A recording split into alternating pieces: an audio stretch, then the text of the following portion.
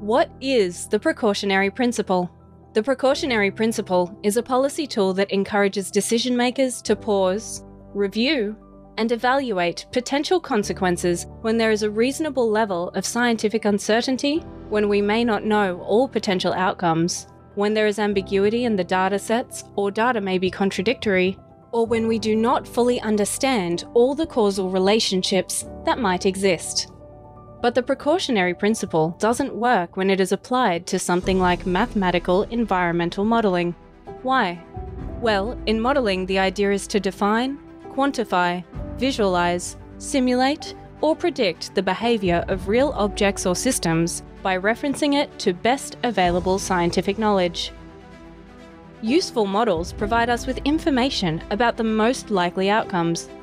To achieve this, variable inputs must be the most likely values with consideration of the range of uncertainty and confidence level. Even small precautionary assumptions inserted into models at various steps can have big impacts on the output of the model, rendering it inaccurate. Precaution is a policy choice that, if used, should only be applied to the outcome of the model generated using the most likely input parameters. This ensures that the underlying science is treated independently from environmental policy decisions. When the precautionary principle is misapplied to complex environmental models, even small conservative assumptions can compound and lead to wildly exaggerated results. In some cases, exposure estimates can become orders of magnitude. One of the most common areas where this can be seen is in modelling potential exposure, or impacts to marine life in offshore seismic surveying, a safe and reliable scientific tool used for oil and gas exploration, carbon capture, utilisation, and storage. Understanding and predicting earthquakes and tsunamis, pinpointing sand deposits for coastline renourishment, and selecting appropriate sites for offshore alternative energy projects.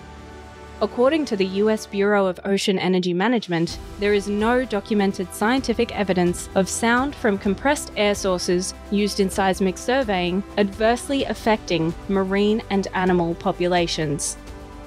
Protecting the environment is a priority for the seismic industry, despite the already negligible risks. The industry uses mitigation measures to provide even more protection for marine life.